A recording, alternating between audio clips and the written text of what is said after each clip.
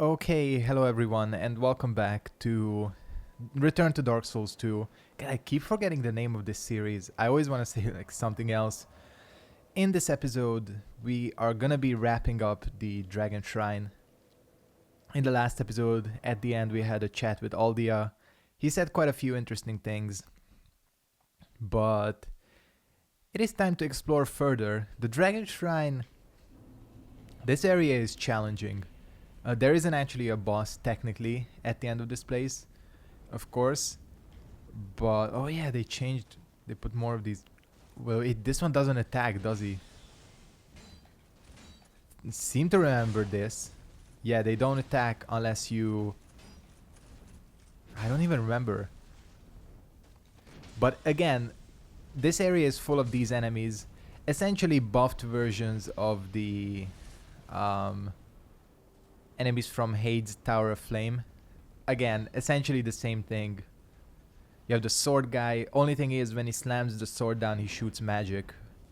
There's one that wields one of those giant mace things that never runs out of stamina. And the ones with the giant sword. Hey there. I like that. I do like this message. Therefore, stabbing in the back. We're not gonna bother with him. Like, if he leaves us alone, I'll leave him alone. I do like my set a lot more. Hey there. Guess these guys only attack if you engage them. Yeah, I do remember this. This is the asshole one. Again, this guy, I'm like 90% sure has infinite stamina. Because he doesn't stop attacking, ever. And that's really annoying. Yeah, he got me.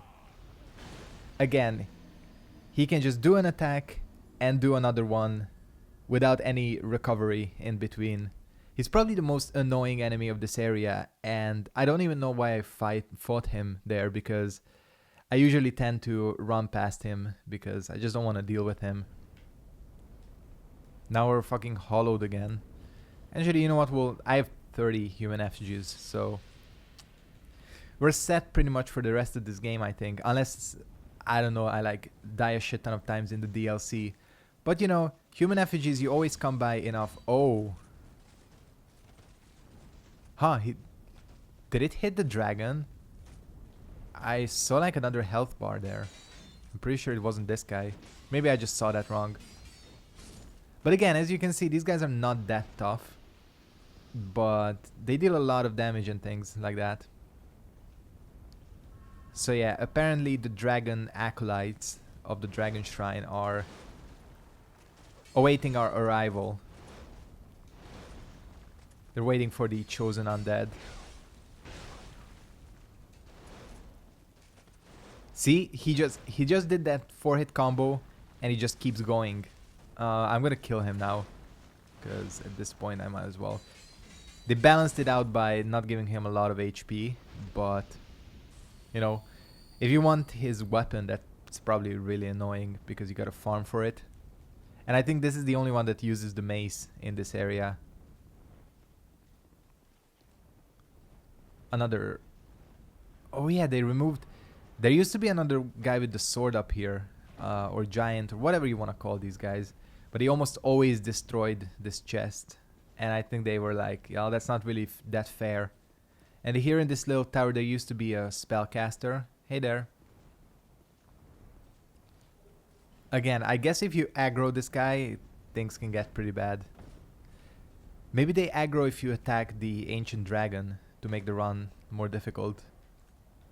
This area, like I said, technically does have a boss. Not a very good one, I think. It's an optional boss. The only optional boss. Well, you know, I mean optional because you have to aggro him to get him to fight. You know, he doesn't attack you right away. That's what I mean by optional. But I think he's not a very good boss. In fact, this is one of the 2 bosses in this game that I've never beaten. The Ancient Dragon and the 2 Tigers. With the 2 Tigers, the reason is the area leading up to them. With this guy, The reason is I just don't think he's a very good boss in terms of design. The Ancient Dragon, they basically gave him a shit ton of HP and very slow but nearly unavoidable flame attacks. By that I mean it covers the whole area almost that you fight him in. And again, he's just like a not a bullet sponge, but the Dark Souls equivalent of a bullet sponge. Oh, I remember, they attack if you take the egg. Yeah, I remember now. There is a dragon egg here needed to join the Dragon Covenant. I remember now, that's when these guys attack, isn't it? Because I remember I accidentally aggroed them and I had to run through the whole area. Because it can get very annoying. These guys, these dragon enemies are very powerful. Because essentially they are NPCs, you know. So they kind of behave like NPCs in terms of they can roll and dodge and all that shit. Oh, we have to fight one, don't we? Again, they made this scene a lot cooler. Basically, this area used to be flooded with those Drake Keepers. And my voice is going for some reason. So it used to be flooded with these Drake Keepers, and some of them I like get really annoying. There's also a version that has a great shield and a pike. So yeah, this area used to be a lot more annoying and a lot less cinematic. Can actually poise break this guy.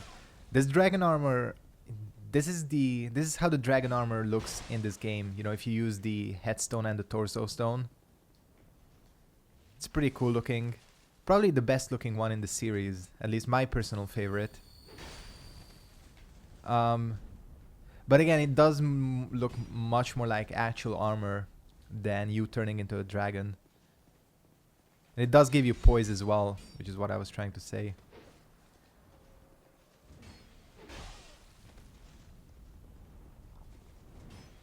Luckily, this weapon has insane range.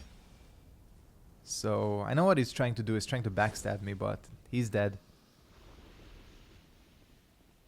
So we proved ourselves to the Dragon Acolytes. It's a weird thing, you know, because you'd think the Dragon Covenant would be in this area, but it's actually not.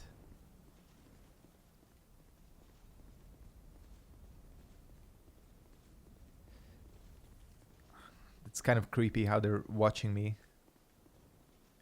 You can also farm their shields and everything, and weapons. Their weapons are not very good, if I remember correctly. And this is the Ancient Dragon.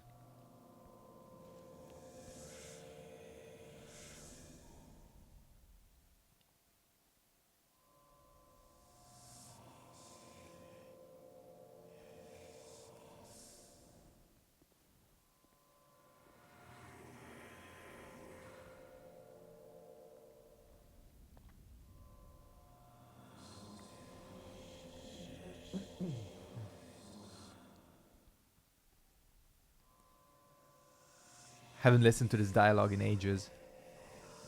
Well, not listen, because he's not speaking, you know.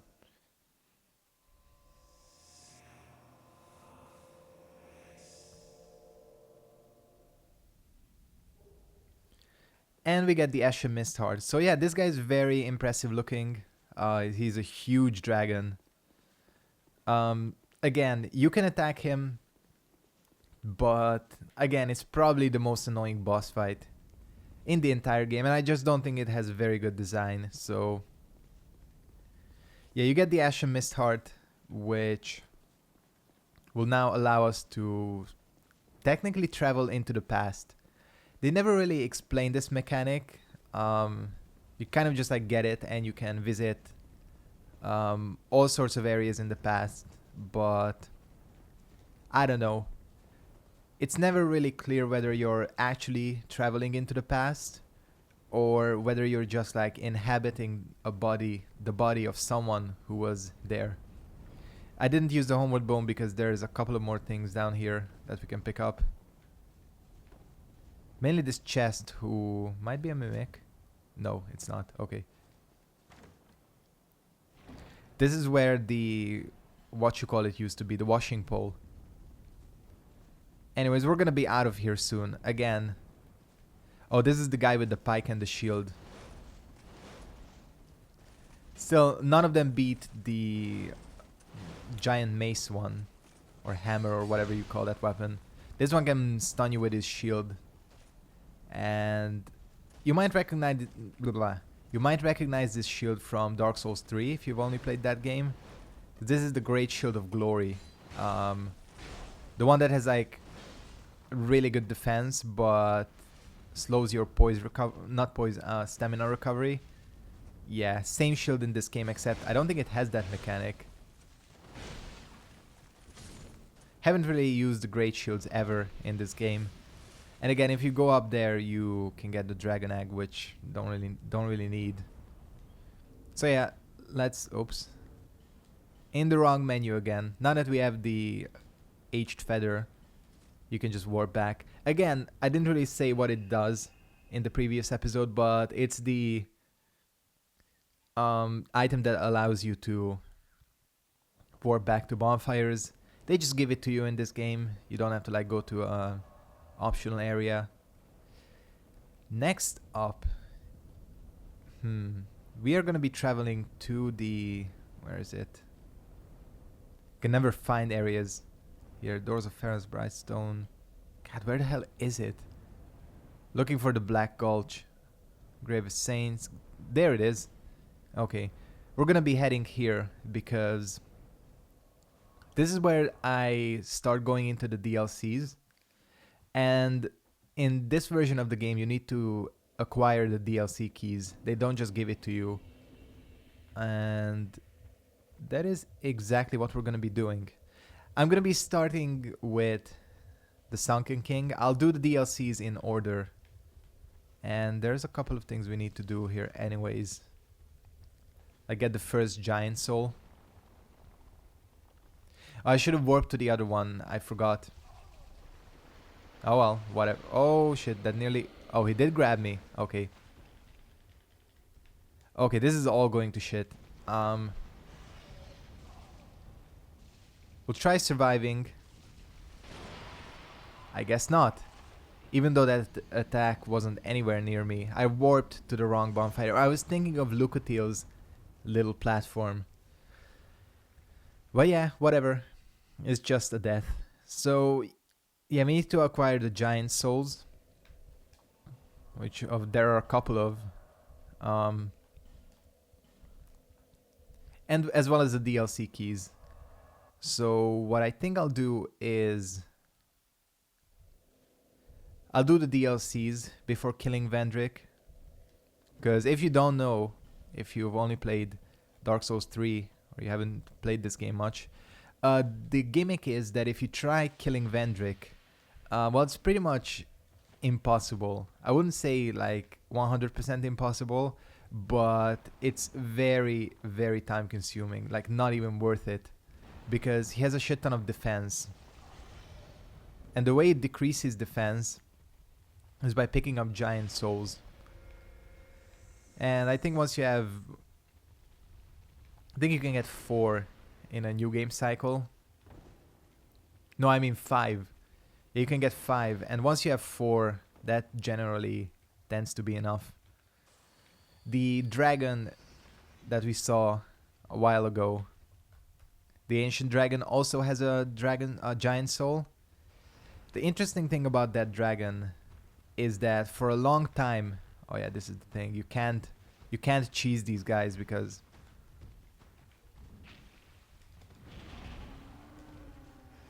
by the way, shout out to these giants for being some of the most annoying enemies in the game. I usually tend to just poison them because they have the weirdest hitbox probably in the entire game. It's like very unpredictable. It's a lot larger than you would think. They don't follow you out here, so you can't technically just keep poisoning them.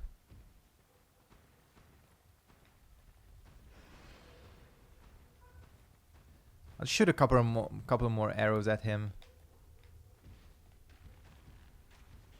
Luckily, with the health bar, you can generally locate where they are. But yeah, back to the dragon. The ancient dragon also drops a giant soul. And that's why for a long time, people actually speculated that the, the dragon might be fake. And that's, I think, pretty much confirmed. Like, that thing is not a real ancient dragon. Um, People used to speculate for a long time that it might be Aldia. That Aldia somehow used a giant soul to transform himself. But as you know, Aldia is in the game. We've seen him. So that rumor is pretty much busted. It's always the second giant that drops these items. But yeah, the dragon itself is definitely a fake. Because why would a dragon drop a giant soul? So yeah, there it is. I haven't even read the description of this ever. Soul of a giant who came to conquer Drang Lake. Will the giant's resentment of the king be pacified in death or only emboldened? Can be used to acquire souls only. The only they're trying to suggest that there is another use for them. If you do use them up, the effect for Vendrick won't apply. And again, it's like very tedious to kill him. I think I've seen people do it, but it's like, what's the point? It's so boring because Vendrick himself is not that difficult. He has pretty basic attack patterns and not like a wide variety. God, I can't even talk today. Not a lot of moves, but he does deal a lot of damage.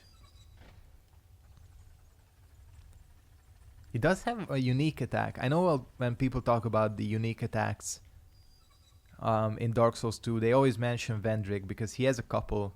I know that he has like this dark magic spell. Nice angle of the entire Black Gulch. Just gotta figure out where exactly. Oops. I am. Not that it matters because this is where we are. We'll be getting out of here for now, but not for long. Just gonna head back to Majula. Oh, I didn't pick up my souls after getting grabbed. I should remember to get that. Because I must have quite a bit with me defeating all these Drake Knights and everything. Anyways, now that we're back, it is time to get the first DLC key. Put on the silver cat ring just in case. Does this guy have more armor sets to sell? No, because I haven't bought anything from him. Do wonder, because I still don't think the leggings match too well. It's better than the standard ones I had on before, but maybe this will be a little bit better. Yeah, that does work. I'm happy with that. Anyways, let's head down into the... I just missed that, didn't I? Oops. Oh well, whatever. I don't even know how many souls I just lost. But again, it really doesn't matter. I have a +5 weapon. I'm pretty much done with leveling. Like, if I haven't leveled up, if I don't level up for the rest of the game, I'm gonna be completely fine. Like, it's not even gonna be a challenge to beat any of the bosses because at this stage, what am I? 128. Yeah, that's plenty. That's fine to beat the game. So, yeah. Still, let's try not to miss this jump because I usually don't, but I don't know. I was just a little bit off. That's usually enough to get you killed in this area. Let's see. Am I even going the right way? Yes. You can also get... That's why Laddersmith Gilligan is up there, who we haven't even talked to in this playthrough. But he's there because you can pay him to make a ladder. And that will drop you down right here. I think it's like 12,000 souls, which is not worth it at all. But whatever. What did I have here? I had the royal. Okay, cool. And this only opens if you have the Forgotten Key. I think there are 3 doors that are like this. But this is the only one that has stuff that we want.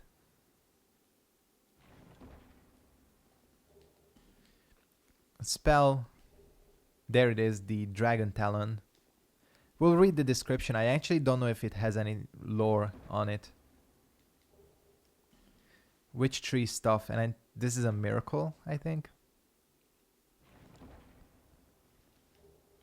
Great lighting spear. Yeah, it's interesting because, you know, the witch tree stuff is usually for people who use both sorcery and faith, and they give you both spells. Alright, that should be under keys. There it is. A terribly worn dragon talon. Legend has it that in the deepest reaches of the Black Gulch, behind a door locked from the inside, is a magnificent city built from a great slumbering dragon. For a great slumbering dragon. This talon clearly dates to ancient times, but great vitality emanates from it still. And we also have the frozen flower. Opens the door to a new path from the Shrine of Winter found on the road to the Great Castle. This, yeah, if you like compare the description for this and this, you can tell that they kind of, I wouldn't say got lazy, but definitely not as much effort put in. So it is the magic of the ancient dragon allows one to delve into the memories of the withered. Again, it's interesting. Who knows if you're actually time traveling or not? Because you kind of do change the past. But I mean, it's like time travel stuff. It's not supposed to really make sense, but I don't know.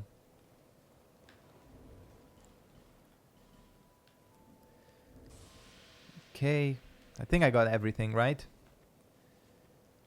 Yeah, so next up, what are we gonna do? 22 minutes in, which is way too short for this episode. You know what? Let's head into that DLC. No reason not to.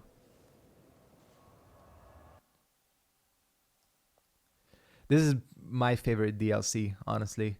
I like the other two as well, but I think this one is really special. The Crown of the Sunken King. I think it was a good idea to make this the first one because actually I'll save my poison moss because quite a few enemies poison you in this area. I can never find the exit. Oh, where the hell is it? I'm so bad. I always get lost here. Oh, there it is. I think it's because of the lighting. But again, like I said, this DLC is kind of special. For me at least, it's my favorite. I don't know, it has like a really good atmosphere. Mainly by the way you're introduced to it. And all of the DLCs have these stones.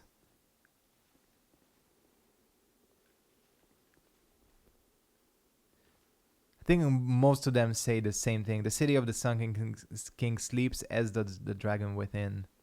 I think that's the only one that's different. This, again, like, just the way you enter it is really special. It always reminded me, even from the start, of like, I don't know, like an old, like, you know, the old Tomb Raider games? It's like almost, you open this door and you gain entrance to a forgotten civilization. I think that's why this is kind of special, this DLC. Because I always got that feeling from, like, Tomb Raider 3 is one of my, like, games from my childhood, you know, that I really remember fondly. And I think that's why. By the way, these things here, they wanted to allow people who don't have the DLC to see the DLC. So if you place your summon sign here, your summon sign would appear in the optional area of the DLC, and you could kind of check it out for yourself. I don't know, cool little thing. I don't know if anyone has ever used it because I tried putting my summoning sign down there and I never ever got summoned. But again, just like the way this tunnel is flooded with sand and everything, it's like really quiet as well. Again, just feels like you're entering a forgotten kingdom. Of course, it doesn't stay calm for long. Mainly because we disturbed someone early on, Shova Sanctum City. And again, it has kind of that Mayan theme to it, which is, you know, something they've only done here. So that's cool. And there he is.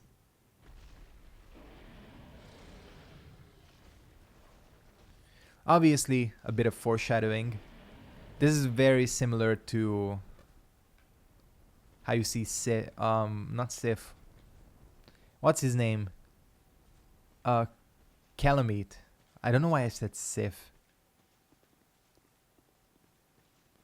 Anyways, first bonfire. We can go into this area a little bit. Oh, there's Jester Thomas sitting there.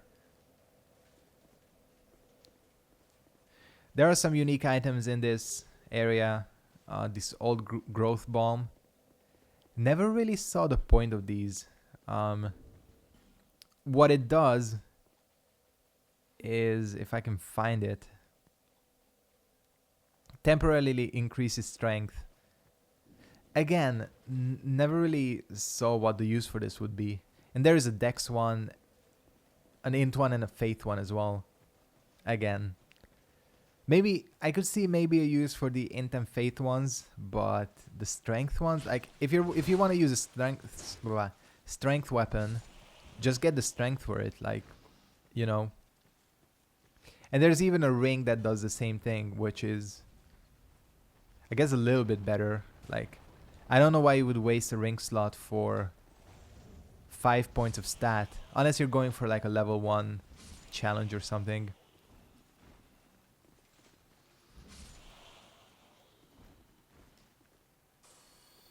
That's a really cool kind of thing there.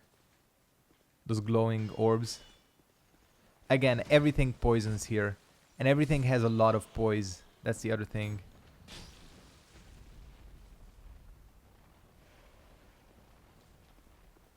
But that's okay. Again, with a +5 weapon at level 128, most of this is not going to be a challenge. First time I came here though, it was a challenge. I found this DLC to be pretty difficult. Mainly because I think I didn't have the best build. But who knows, maybe I was just not used to it, you know.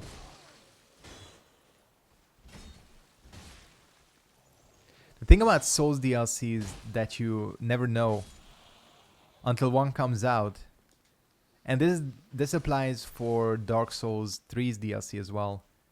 It's always difficult to figure out what level you should be going in. Because Bloodborne, that was a pretty high level DLC. Like, you pretty much had to be end game stat wise to be able to go there. Even though you could go there pretty early, if I remember correctly. And that's pretty much the same with these DLCs as well. Like, you can get here pretty early, but it's not really a good idea because you're gonna be overwhelmed. So even for Dark Souls 3, I don't know, because what I always do for the DLCs is I make a separate character. And I just don't know how far to proceed. What does this do actually? I can never remember what each of these... Oh, is that? Huh. Weird. I actually don't know what that's supposed to do.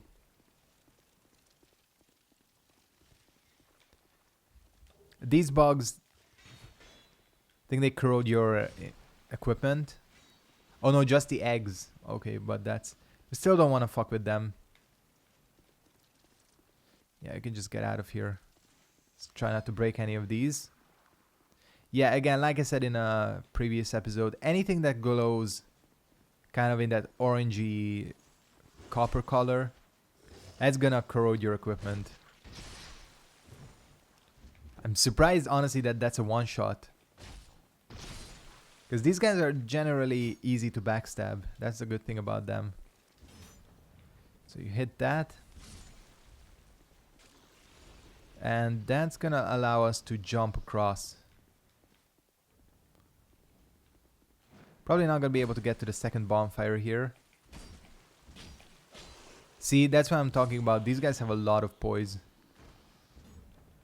Actually, I'm already 30 minutes in, which is something I didn't expect. I'm gonna wrap it up here soon. We'll just pick this up. Lightning urn. Alright, that's cool. I actually don't know if it's worth taking this shortcut. I don't even know where it leads. Maybe we'll figure it out next time. So yeah, I think what I'm gonna do is wrap up this episode here. I want to thank you guys very much for watching. These DLCs are gonna be fun. All 3 of them. That's what we're gonna be tackling for the next few episodes. And then we'll get on with the rest of the game, because the DLCs do have a lot of lore relevance. So yeah, I'm gonna end it here. Thanks for watching, and I'll see all of you next time. Goodbye.